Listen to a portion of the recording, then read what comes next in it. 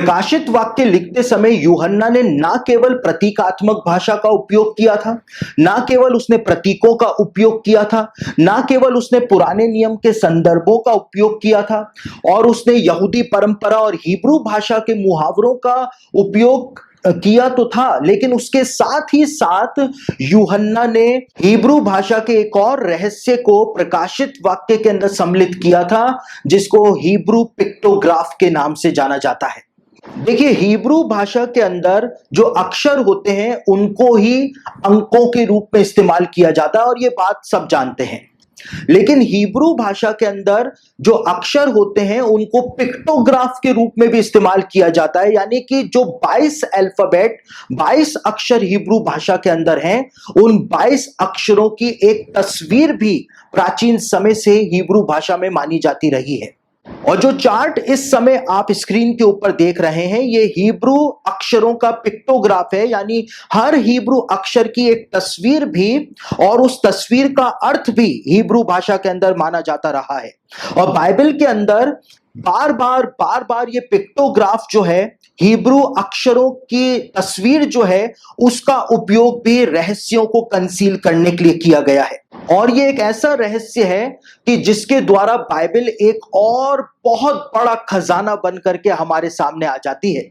उदाहरण के तौर पर यदि मैं आपको बताऊं तो हिब्रू पिक्टोग्राफ से यदि हम बाइबल को समझने का प्रयास करें तो बाइबल की एक नई तस्वीर उभर करके हमारे सामने आनी शुरू हो जाती है। और इस पिक्टोग्राफ का उपयोग खुद यूहन्ना के द्वारा भी प्रकाशित वाक्य के अंदर किया गया था। उदाहरण के तौर पर यदि हम देखें तो मूसा के द्वारा लिखी गई जो प्रारंभिक 5 पुस्तकें थीं, यानी कि उत्पत्ति, निर्गमन, लेव्य व्यवस्था, गिनती और व्यवस्था विवरण, ये 5 पुस्तकें जो थीं, इसको हिब्रू भाषा के अंदर तोरा कहा जाता है। और हिब्रू भाषा में तोरा की जो स्पेलिंग होती है वो TORH होती है, यानी कि हिब्रू अक्षर ताव, वाव, रेश और हे। यदि हिब्रू पिक्टोग्राफ से हम तोरा की इस स्पेलिंग को देखें तो ताव जो है वो प्राचीन हिब्रू के अंदर क्रूस के आकार का हुआ करता था। वाव जो हिब्रू अक्षर है उसका मतलब होता है एक कील। रेश जो हिब्रू अक्षर है उसका मतलब होता है आदमी। और हे जो एक हिब्रू अक्षर है उसका मतलब होता है खिड़की या खिड़की से देखना या सिर्फ देखना। और यदि हम इन सब अर्थों को जोड़ दें तो तोरा का अर्थ हिब्रू भाषा में यह निकल करके सामने आता है, देखो एक आदमी जो क्रूस पर कीलों से लटका है। यानी मूसा की व्यवस्था का हिब्रू नाम तोरा जो नाम है वो भी यीशु मसीह की भविष्यवाणी जो है वो हमारे सामने प्रकट कर देता है, यहूदियों के सामने प्रकट कर देता है।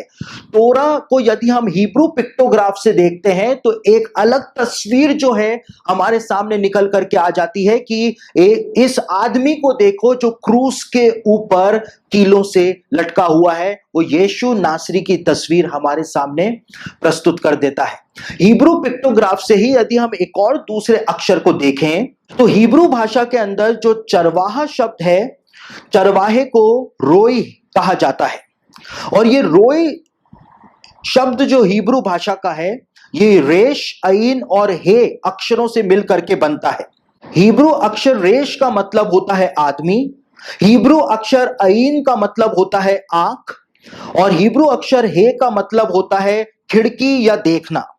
यानी कि जो चरवाहा शब्द हिब्रू भाषा में है उसकी जो हिब्रू स्पेलिंग है उसके अर्थों को यदि हम जोड़ दें तो वहां पर उन अर्थों को जोड़ने से यह अर्थ हमारे सामने निकल करके आता है कि एक व्यक्ति जो खिड़की में से देख रहा है या जो ध्यान से निगरानी कर रहा है। यानी जो चरवाहा शब्द का इस्तेमाल बाइबल के अंदर हुआ है, उस चरवाहे शब्द को यदि हम हिब्रू पिक्टोग्राफ से समझें, हिब्रू पिक्टोग्राफ से देखें तो चरवाहे का मतलब होता है कि एक आदमी जो बहुत ध्यान से खिड़की में से अपनी भेड़ों की निगरानी कर रहा है, उनको प्रोटेक्शन दे रहा है। और बाइबल के अंदर यीशु ने कहा अच्छा चरवाहा मैं हूं। यानी यीशु ने जब खुद के लिए चरवाहे शब्द का इस्तेमाल किया तो उसका मतलब हिब्रू पिक्टोग्राफ के अंदर वही होता है कि एक ऐसा व्यक्ति जो खिड़की में से ध्यान से अपनी भेड़ों की निगरानी कर रहा है, रखवाली कर रहा है कि उसकी भेड़ों को कोई खतरा तो नहीं है। जब दाऊद ने कहा कि यहोवा मेरा चरवाहा है, तो दाऊद के कहने का अर्थ जो था वो भी यही था। एक और बात इसी विषय में मैं आपको बताऊं तो बाइबल के अंदर और हिब्रू बाइबल के अंदर परमेश्वर के लिए एल शब्द का इस्तेमाल किया जाता है, EL। और ये एल जो परमेश्वर का नाम है, ये दो हिब्रू अक्षरों से मिल करके बनता है, अलिफ और लामेद। और अलिफ जो है उसका मतलब होता है शक्तिशाली, और लामेद जो है उसका मतलब हिब्रू पिक्टोग्राफ के अंदर होता है लाठी। यानी कि एल शब्द जो है, परमेश्वर को जो हिब्रू भाषा में एल कहा जाता है, उसका मतलब होता है मजबूत लाठी या परमेश्वर की लाठी। और आप इस बात को देख सकते हैं कि निर्गमन की पुस्तक में इस बात को बताया गया है कि मूसा जब सीने पर्वत से दर्शन लेकर के लौट रहा था, तो वो परमेश्वर की लाठी को हाथ में लेकर के लौट रहा था, एल को लेकर के वो लौट रहा था। यानी कि वहां पर इस बात को बताया गया है कि मूसा लाठी लेकर के नहीं, परमेश्वर की लाठी लेकर के नहीं, लेकिन खुद परमेश्वर के साथ मूसा जो था वो सीने पर्वत से लौट रहा था। तो हिब्रू पिक्टोग्राफ जो है वो बाइबल का एक नया पहलू हमारे सामने रख देता है। इसी प्रकार से हिब्रू भाषा के अंदर पिता जो है उसको अब्बा कहा जाता है, और ये अब्बा शब्द जो है वो दो हिब्रू अक्षरों से मिलकर के बनता है, अलिफ और बैत। और अलिफ का मतलब होता है मजबूत या शक्तिशाली, और अलिफ का एक और अर्थ हिब्रू पिक्टोग्राफ में होता है, वो होता है मुखिया। और बैत जो हिब्रू अक्षर है उसका मतलब हिब्रू पिक्टोग्राफ में होता है घर। यानी अब्बा का मतलब जो हिब्रू पिक्टोग्राफ से निकल करके सामने आता है, अब्बा का मतलब होता है घर का मुखिया। जब हम परमेश्वर को पिता कहते हैं तो इसका मतलब होता है कि हम परमेश्वर के घर के सदस्य हैं और परमेश्वर उस घर का मुखिया है। यानी कि हम जिस कलीसिया में हैं, यीशु की कलीसिया में हम हैं, हमारा मुखिया जो है वो परमेश्वर है, इसलिए हम उसको अब्बा कह करके संबोधित करते हैं। तो हिब्रू पिक्टोग्राफ इस प्रकार से बाइबल की एक नई व्याख्या जो है, बाइबल के शब्दों की नई व्याख्या जो है वो हमारे सामने रख देता है। कुछ और उदाहरण को भी हम हिब्रू पिक्टोग्राफ से देखते हैं। बाइबल के अंदर जो शब्द इस्तेमाल किया गया है भाई, कि हम सब लोग आपस में भाई हैं, हिब्रू भाषा के अंदर भाई को अख कहा जाता है, और ये अख जो है वो दो हिब्रू अक्षरों से मिलकर के बनता है, अलिफ और खैत।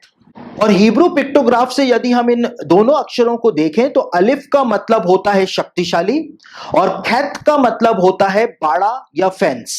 यानी हिब्रू भाषा के अंदर, हिब्रू पिक्टोग्राफ के अंदर भाई शब्द का अर्थ होता है एक ऐसी शक्तिशाली फेंस या एक ऐसा शक्तिशाली बाड़ा जो हमको दूसरों से बचाता है, संकट से बचाता है। बाइबल के अंदर भाई का अर्थ जो है वो इसी प्रकार का बताया गया है। हिब्रू पिक्टोग्राफ भाई का एक बिल्कुल अलग अर्थ हमारे सामने प्रस्तुत कर देता है कि भाई कौन है। भाई वो है, भाई वो शक्तिशाली बाड़ा है जो बाहर की विपत्तियों से अपने लोगों को बचाता है, अपने छोटे भाई को बचाता है। और इसीलिए नए नियम के अंदर बार बार इस बात को दोहराया गया है कि तुम सब आपस में भाई हो, तुम सब एक दूसरे के लिए प्रार्थना किया करो, एक दूसरे को संभाला करो, एक दूसरे की चिंता किया करो, क्योंकि तुम सब आपस में भाई हो। और भाई क्या करता है? भाई जो है वो दूसरों से अपने छोटे भाई को प्रोटेक्शन देता है, अपने भाई की रक्षा करता है। और देखिए, मसीही लोग हमेशा अय्यूब की पुस्तक के अंदर इस बात को पढ़ते हैं कि परमेश्वर ने अय्यूब के चारों ओर जो था वो एक बाड़ा लगा रखा था। सबोपदेशक में लिखा हुआ है कि जो बाड़ा तोड़े उसको सर्प डसेगा। और मसीही लोग परमेश्वर से प्रार्थना करते हैं कि प्रभु तू हमारे चारों ओर अपना सुरक्षा का बाड़ा बना करके रख, स्वर्ग दूतों का बाड़ा बना करके रख। लेकिन हिब्रू पिक्टोग्राफ से देखें तो वो बाड़ा जो है, वो सुरक्षा का बाड़ा जो है, वो भाई के रूप में बताया गया है कि हम सब एक दूसरे के भाई हैं, मसीह भाई हैं। हमको एक दूसरे को प्रार्थना के द्वारा प्रोटेक्शन देना है, परमेश्वर के सामने एक दूसरे के लिए प्रार्थना करनी है ताकि हम एक दूसरे को संभाल संभाल सके, एक दूसरे को शैतान और दुष्ट आत्माओं के हमलों से हम बचा सके।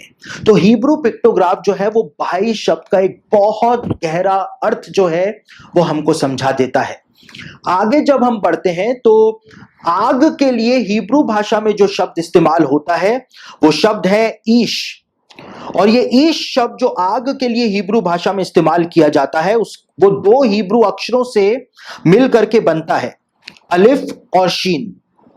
और अलिफ का मतलब होता है शक्तिशाली और शीन का मतलब होता है दांत। और शीन का मतलब दांत इसलिए भी माना जाता है क्योंकि शीन अल्फाबेट जो है, हिब्रू भाषा का अल्फाबेट जो है, उसका आकार भी दांतों के समान ही होता है। यानी ईश जो शब्द है, आग जो शब्द हिब्रू भाषा में है, हिब्रू पिक्टोग्राफ से देखा जाए तो उसका मतलब होता है मजबूत दांत। यानी आग जो है उसको हिब्रू पिक्टोग्राफ के अंदर मजबूत दांत कहा गया है। क्यों कहा गया है? क्योंकि यीशु ने भी कहा कि उनको बाहर अंधियारे में डाल दिया जाएगा, वहां तो रोना और दांतों का पीसना होगा। यानी आग जो है जिस प्रकार से मजबूत दांत किसी भी चीज को खा जाते हैं, नोच लेते हैं, उसी प्रकार से आग जो है वो इंसानी शरीर के साथ काम करती है। तो इस प्रकार से हम देखते हैं कि हिब्रू पिक्टोग्राफ जो है वो बाइबल की एक बिल्कुल नई तस्वीर हमारे सामने प्रस्तुत कर देता है। और जब हम हिब्रू पिक्टोग्राफ से बाइबल को समझना शुरू करते हैं तो बाइबल जो है वो और भी बड़ा रहस्यों का, प्रकाशनों का खजाना बन करके हमारे सामने आ जाती है। और यूहन्ना ने प्रकाशित वाक्य लिखते समय हिब्रू पिक्टोग्राफ का उपयोग भी प्रकाशित वाक्य के अंदर किया था।